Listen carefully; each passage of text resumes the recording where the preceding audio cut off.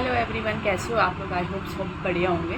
तो चलिए आज हम लोग बात करेंगे कि जैसे आपने देखा होगा कि मदर्स बोलती है कि मेरा बच्चा ना दूध पी रहा है एंड दूध पीते ही उलट देता है। लाइक मेरा बच्चा दूध पीता है एंड पीते ही स्पिट कर देता है, वो दूध बाहर निकाल देता है। या मेरा बच्चा कुछ भी खाता है उसको बाहर निकाल देता है। तो ये चीज़ क्या होती है, लाइक इसका एक नॉर्मल फिजियोलॉजिकल प्रोसेस क्या होता है बॉडी का, एंड बच्चे ऐसा क्यों करते हैं, और कब आपको बिल्कुल भी टेंशन नहीं लेनी है और कब आपको एक्चुअल में ट्रीटमेंट रिक्वायर्ड है, कब आपको प्रॉपर टेंशन लेना है। तो जैसे सबसे पहले क्या होता है, जो हमारा फूड पाइप होता है, जो हमारा स्टमक होता है, उसके बीच में एक वॉल्व होती है, एक मसल होती है जिसको हम LES बोलते हैं, जिसको हम बोलते हैं लोअर ईसोफेजल स्फिंक्टर। ठीक है। अब क्या होता है, ये जो वॉल्व होती है, जो मसल होती है LES, ये क्या करती है, प्रोटेक्ट करती है जो खाना पेट में होता है उसको वापस फूड पाइप में आने के लिए। क्योंकि खाना अगर वो वॉल्व प्रॉपर फंक्शन नहीं करेगी या वो नहीं होगा तो वो क्या करेगा, फूड पाइप में आके वापस से स्पिट हो जाता है, बाहर आ जाता है। तो क्या होता है कि ये एक मसल होती है जो प्रोटेक्ट करती है खाने को पेट से विंड पाइप में फूड पाइप में आने के लिए।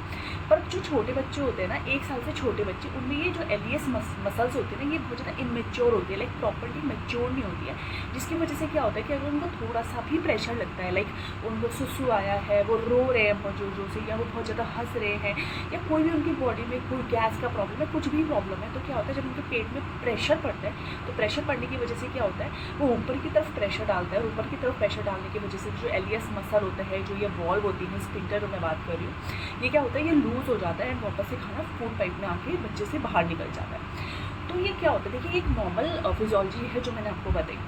अब क्या होता है कि अगर बच्चे का प्रॉपर आपको कब देखना है, देखिए क्या होता है, अगर ये नॉर्मल जो खाना है बच्चे का प्रेशर की वजह से बाहर आ रहा है, बट बच्चे का ग्रोथ अच्छा चल रहा है, बच्चा दूध पी रहा है, इरिटेट नहीं है, दूध पी के बहुत खुश है, मतलब वो दूध पी रहा है, बहुत खुश है, सब कुछ अच्छा है, वो दूध बाहर आ रहा है, तो बिल्कुल भी टेंशन लेने की बात नहीं है उसका अगर ग्रोथ वगैरह प्रॉपर हो रहा है। क्योंकि फिर क्या होता है, ये एक नॉर्मल फिजियोलॉजिकल रिफ्लेक्स होता है जो कि बच्चों में होता है, क्योंकि जो LES है वो बहुत ज़्यादा इमेच्योर होते हैं इस टाइम पे, तो वो कोई प्रॉब्लम नहीं है। बट क्या होता है कि अगर बच्चे का ग्रोथ अच्छा नहीं हो रहा है, बच्चा बहुत ज़्यादा परेशान है, इरिटेट है, दूध को रिफ्यूज़ कर रहा है, दूध नहीं पी रहा है, दूध पीने के बाद भी चिड़चिड़ा हो रहा है, या ये कह लो कि दूध को पीता ही नहीं है बिल्कुल भी, मतलब बिल्कुल ही रिफ्यूज़ कर दिया है, तो हम उसको एक डिसीज़ का नाम देते हैं जिसको हम बोलते हैं GERD, gastro oesophageal reflex disease जो हम बोलते हैं। तो इसमें हमें ट्रीटमेंट की रिक्वायरमेंट होती है इन बच्चों में, पर ये बहुत रेयर केसेस में होता है छोटे बच्चों में, क्योंकि मोस्टली तो जो LES इमेच्योर है बच्चों के अंदर, उसकी वजह से ही मोस्ट ऑफ द केसेस में प्रॉब्लम आता है। तो आपको इन चीज़ों का ध्यान रखना है कि अगर आपके बच्चे का प्रॉपर ग्रोथ हो रहा है, प्रॉपर बच्चा दूध पी रहा है, खिलखिला रहा है, सब कुछ कर रहा है, एवरीथिंग इज़ फाइन,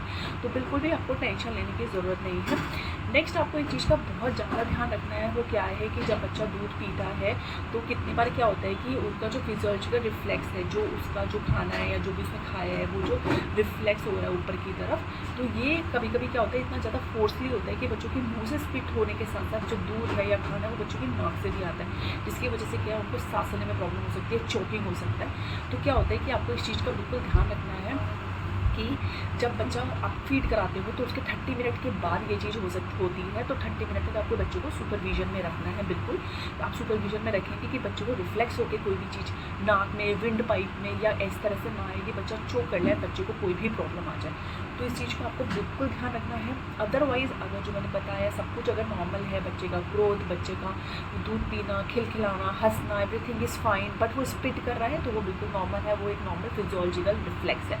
तो बिल्कुल भी इस चीज़ में आपको टेंशन लेने की ज़रूरत नहीं है। आप उसको फीड करा के बर्प कराओ, थोड़ा सा अपराइट रखो, that is the only thing, कोई भी टेंशन की बात नहीं है। बट अगर बच्चे में ये सारी चीज़ें शो हो रही हैं कि ग्रोथ नहीं हो रहा है, बच्चा दूध रिजेक्ट कर रहा है, बिल्कुल नहीं खा पी रहा है, सब कुछ छोड़ दिया है, तो उसको GERD का प्रॉब्लम हो सकता है। तो आपको कंसल्ट करना चाहिए एंड प्रॉपरली एक टाइम पे उसका ट्रीटमेंट स्टार्ट करना चाहिए।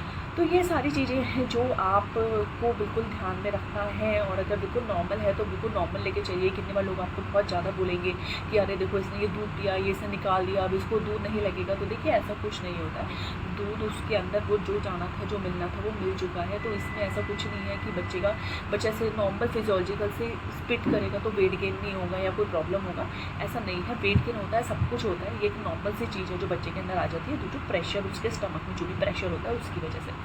तो आपको बिल्कुल भी इस चीज़ को वो नहीं करना है। इस चीज़ को बिल्कुल चिल रखिए, अपनी फैमिली के साथ, अपने फ्रेंड्स के साथ, अपने क्लोज वंस के साथ इस चीज़ को डिस्कस करिए, आराम से बात करिए। जिनको भी इस टाइप का कोई भी कंसर्न है या आपको वो कोई कंसर्न बोलते हैं तो आप इस चीज़ का बिल्कुल ध्यान रखिएगा।